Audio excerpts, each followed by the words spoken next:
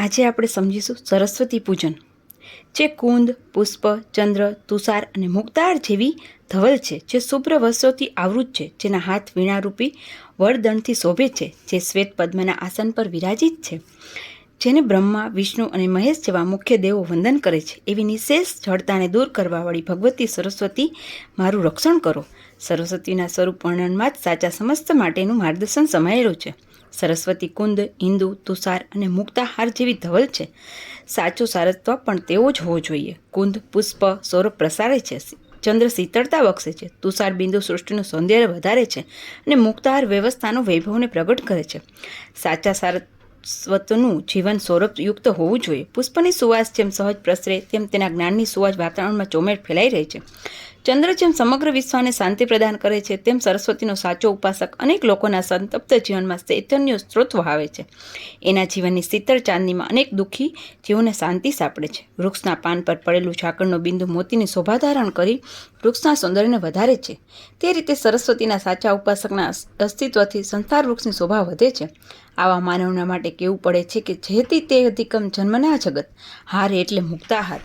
એકલા મોતી કરતાં મોતીનો હાર વધારે સુંદર લાગે છે. સરસ્વતીના ઉપાસકોએ પણ આ રીતે એક સાથે એક સૂત્રમાં પરોવાઈને કામ કરવાની તૈયારી રાખવી જોઈએ.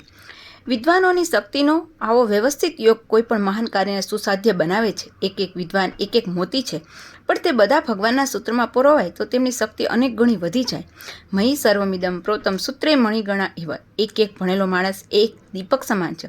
આ બધા દીવો એક હારમાં ગોઠવાય તો દિવાળીની રોશની સર્જાય, અને જો આ દીવાઓ અવ્યવસ્થિત બની અહંકારથી અર્થળાય તો હોળીની આગ સર્જાય. દિવાળીનો પ્રકાશ પ્રેરક હોય છે, જ્યારે હોળીનો પ્રકાશ દાહક હોય છે. માં સરસ્વતીએ સફેદ વસ્ત્રો ધારણ કર્યા છે. સરસ્વતીનો ઉપાસક પણ મન, વાણી અને કર્મથી શુભ્ર હોવો જોઈએ. અહીં એક વાત હળવે જ કહેવાની કે શિક્ષક એ સરસ્વતીનો ઉપાસક છે. એના જીવનની અસરો બાળક ઉપર પડતી હોય છે. બાળક વાણી કરતાં વતનથી વધારે વાતો શીખતું હોય છે. શિક્ષકે આંતબાહ્ય વિશુદ્ધ રહેવાનો પ્રયત્ન કરવો જોઈએ. કદાચ એ તેને શક્ય ન હોય તો ઓછા નામે તેણે બાળકો સામે શુભ્ર રૂપમાં જ રજૂ થવું જોઈએ. એવો મા શારદાનો તેના પનોતા પુત્રને સંદેશ છે. દાખલા તરીકે કોઈ શિક્ષક બીડી પીતો હોય કે પાન ખાતો હોય અને તે આદત છૂટતી ન હોય તો ઓછા નામે બાળકોના દેખતા આવી વાતોથી દૂર રહેવું જોઈએ, કે જેથી બાળકનું હિત સદાય અને સરસ્વતીના મંદિરનું પાવિત્ર જળવાય.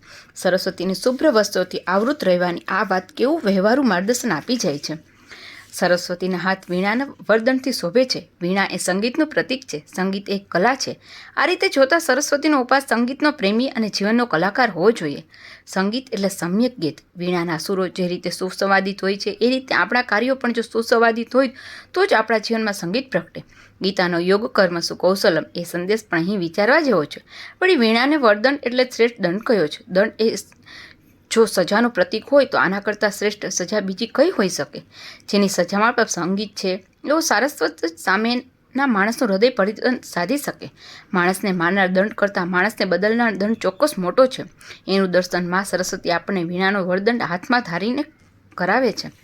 સરસ્વતી શ્વેત પદ્મના આસન પર વિરાજમાન છે. સરસ્વતીનો ઉપાસક શ્વેત એટલે કે વિશુદ્ધ ચારિત્ર્યનું હોવું જોઈએ. તેનું આસન પદ્મનું હોવું જોઈએ. આ વાત ખૂબ જ સૂચક છે.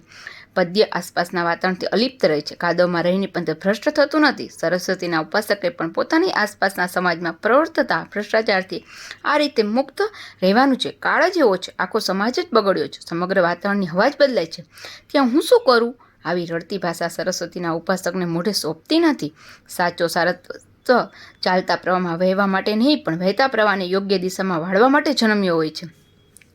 બ્રહ્મા, વિષ્ણુ અને મહેશ જેવા મુખ્ય દેવો માં શારદાને વંદન કરે છે. તેની પાછળ પર રહસ્ય છે. માં સરસ્વતી જ્ઞાન અને ભાવનું પ્રતીક છે. એ વાત એના હાથમાં રહેલા પુસ્તક અને માળા પરથી સમજાય છે. પુસ્તક એ જ્ઞાનનું પ્રતીક છે, જ્યારે માળા એ ભક્તિનું પ્રતીક છે. બ્રહ્મા, વિષ્ણુ અને મહેશ અનુક્રમે સર્જન, પાલન અને સંહારના દેવો છે. આ ત્રણેય દેવોને જ્ઞાન અને ભાવની જરૂર છે. ભાવ વગરનું સર્જન, જ્ઞાન વગરનું પાલન અને સમજ્યા વગરનું સંહાર અનર્થ સર્જે છે. કોઈ પણ કાર્યના સર્જનમાં, તે કાર્યને ટકાવવામાં તેમજ તે કાર્યમાં ઘૂસી ગયેલા સડાઓને દૂર કરવામાં જ્ઞાન અને ભાવ બંને જરૂરી છે. અને તેથી જ કોઈ પણ મહાન કાર્ય કરનાર મહાપુરુષે સરસ્વતી વંદના કરવી જ જોઈએ. માં સરસ્વતી આપણા જીવનમાં રહેલી જડતાને દૂર કરે છે. માત્ર આપણે તેની યોગ્ય અર્થમાં ઉપાસના કરવી જોઈએ. પરંતુ દુઃખની વાત એ છે કે આજે તો સરસ્વતીના મંદિરો શાળામાં પણ જડતાની ઉપાસના શરૂ થઈ ગઈ છે અને તેથી જ સરસ્વતી ત્યાંથી વિદાય લઈ ચૂકી છે, કારણ કે જડતા અને શારદા એક સાથે રહી શકતા નથી. સરસ્વતીનો ઉપાસક ભોગોનો ગુલામ ન હોવો જોઈએ. બીજાની સંપત્તિ નિહાળીને તેના મનમાં અસ્વસ્થતા નિર્માણ ન થવી જોઈએ. તેણે નિષ્ઠાપૂર્વક પોતાની જ્ઞાન સાધના ચાલુ રાખવી જોઈએ. સંસ્કૃતમાં એક સરસ સુભાષિત છે, નિરક્ષરે વીક્ષ્ય મહાધનત્વમ વિદ્યા વિદુષા ન હેય રત્નાવસંતા કુલટા સમીક્ષય કિમાર્ય નાર્ય કુલટા ભવંતી. નિરક્ષર માણસ પાસે વિપુલ ધન જોઈને વિદ્વાન માણસે શ્રેષ્ઠ એવી વિદ્યાનો તિરસ્કાર કરવો જોઈએ નહીં. રત્નો ધારણ કરેલી કોઈ કુલટાને જોઈને શું આર્ય નારીઓ શ્રેષ્ઠ સ્ત્રીઓ ફૂલટા થવાનું પસંદ કરે છે? વિદ્વાન માણસને ધનનો અભાવ કદી પણ સાલવો જોઈએ નહીં. ધનિક માણસ કેવળ ભોગોમાં જ આનંદ શોધવાના ફાંફા મારે છે, ત્યારે વિદ્વાનને તે આનંદ નિસર્ગ દર્શનમાંથી, જીવનના ભાવ પ્રસંગમાંથી અને સાહિત્યના સર્જન કે આસ્વાદનમાંથી જ સહજ સાંપડી રહે છે. વળી વિદ્યારૂપી ધન એ શ્રેષ્ઠ ધન છે. વાપરવાથી વધનાર એ સરસ્વતીના ખજાનાને કવિએ અપૂર્વ તરીકે વર્ણવ્યો છે. વિદ્વાને શાસ્ત્રકોએ કલ્પતા કહીને બિરદાવી છે. માતાની માફક રક્ષણ કરે છે, પિતાની માફક હિત કાર્યમાં જોડે છે, કાંતાની માફક રમાડીને ખેદ દૂર કરે છે, લક્ષ્મી વધારે છે અને સર્વત્ર કીર્તિ ફેલાવે છે. કલ્પલતા સમી વિદ્યા શું સાધી આપતી નથી. વિદ્વાન અને રાજાની તુલના કરતા એક શ્લોકમાં કહ્યું છે કે વિદ્વત્વમ ન નૃપ્રતમ ચ નૈવ તુલ્યમ કદાચન સ્વદેશે પૂજ્યતે રાજા વિદ્વાન સર્વત્ર પૂજ્યતે. વિદ્યા કુરૂપને રૂપ બક્ષે છે. તે માનવનું છૂપું ધન છે. તે ભોગ, યશ અને સુખ આપનારી છે. પરદેશમાં તે બંધુજનની ગરજ સારે છે. વિદ્યા એ શ્રેષ્ઠ દેવતા છે. તે સર્વત્ર પૂજાય છે અને વિદ્યા વગરનો માણસ પશુ સમાન છે. તેનું પ્રતિપાદન નીચેના શ્લોકમાં સુંદર રીતે કરવામાં આવ્યું છે. સરસ્વતીનું વાહન મયુર છે. મોર એ કલાનું પ્રતીક છે. સરસ્વતી કલાની પણ દેવી છે. 14 વિદ્યા અને 64 કલા આ બધું સરસ્વતી ઉપાસનામાં આવી જાય છે. કલા જીવિકા પ્રદાન કરે છે અને વિદ્યા જીવન આપે છે. એ રીતે સરસ્વતી આપણા સમગ્ર અસ્તિત્વને આવરી લે છે. સરસ્વતીના ઉપાસકની કદર સમાજ કરે કે ન કરે, પરંતુ જ્ઞાનના વાહક તરીકે તેનું સન્માન કરી ભગવાન જરૂર તેને માથે ચડાવશે. એ વાતની પ્રતીતિ ભગવાન કૃષ્ણે મોરપીંછને પોતાને માથે ચડાવીને કરાવી છે. શ્રીમદ આદ્ય શંકરાચાર્ય ગોપાલ કૃષ્ણને સુપિચ્છ ગુચ્છ મસ્તકમ કહીને બિરદાવે છે.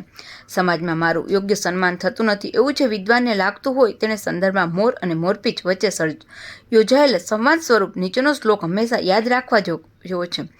અસ્માન વિચિત્ર વપુ સસ્વ પૃષ્ઠ લગ્નાત કસ્માદિમુચ્યતે ભવાન યદિવા વિમુચ્ય રે નીલકંઠ ગુરુહાનિર્યે તદેવ ગોપાલ સુનુ મુંકુટે ભવતી સ્થિતિ ન. મોરપીંછ મોરને કહે છે કે દીર્ઘકાળ સુધી તારી પીઠ ઉપર રહીને મેં તારી શોભા વધારી છે. એવા મને તું શા માટે ખંખેરી નાખે છે? અથવા તો તું ભલે મને છોડી દે, પરંતુ તેમાં તને જ મોટું નુકસાન થવાનું છે. તારી શોભા નષ્ટ થવાની છે. મારું સ્થાન તો ભગવાન ગોપાલકૃષ્ણના મુગુટમાં છે. પોતાનો તિરસ્કાર કરનાર સમાજને કોઈ પણ સાચો વિદ્વાન ઉપરોક્ત વાત કહી શકે છે. સમાજ યોગ્ય વિદ્વાનોનું સન્માન નહીં કરે તો તેમાં નુકસાન સમાજનું જ છે. વિદ્વાનોને તો ભગવાન પોતાના માથે ચડાવવા તૈયાર જ છે. આ વાત ધ્યાનમાં રાખીને સાચા વિદ્વાને મોટાઈ મેળવવા કદી કોઈની લાચારી કે ખુશામત કરવી જોઈએ નહીં. લાચાર કે નિસ્તેજ માણસને શારદાના મંદિરમાં પ્રવેશ મળતો નથી. જીવનમાં તેજસ્વતી લાવવા માટે સરસ્વતીની ઉપાસના કરવી જોઈએ. સાચા સારસ્વતે મા શારદાનું મંદિરનું પાવિત્ર જાળવવું જોઈએ. શારદાના મંદિરમાં કલા હોવી જોઈએ, પરંતુ કલાના સ્વાગતમાં વિલાસિતતા ન પ્રવેશવી જોઈએ. શારદાના મંદિરમાં વિદ્યા હોવી જોઈએ, પરંતુ વિદ્યાને નામે અવિદ્યા ન વેચાવી જોઈએ. શારદાના મંદિરમાં પ્રેમ હોવો જોઈએ, પરંતુ પ્રેમના નામે મોહ ઉત્પન્ન ન થવો જોઈએ.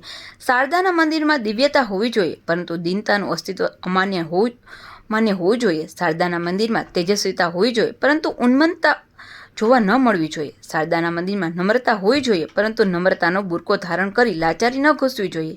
શારદાના મંદિરમાં પ્રાણોનું પ્રસ્ફુરણ હોવું જોઈએ, પણ નિરાશાના નિશ્વાસો ન નીકળવા જોઈએ. શારદા નિત્ય યૌવના સ્તદન્ય દાયિની માતા સમાન છે. તે તેના ઉપાસકને જીવન બક્ષે છે, તેના જીવનમાં કવન સર્જે છે અને તેની શક્તિઓનું સાચું હવન સમજાવે છે. મા શારદાને લાખ વંદન.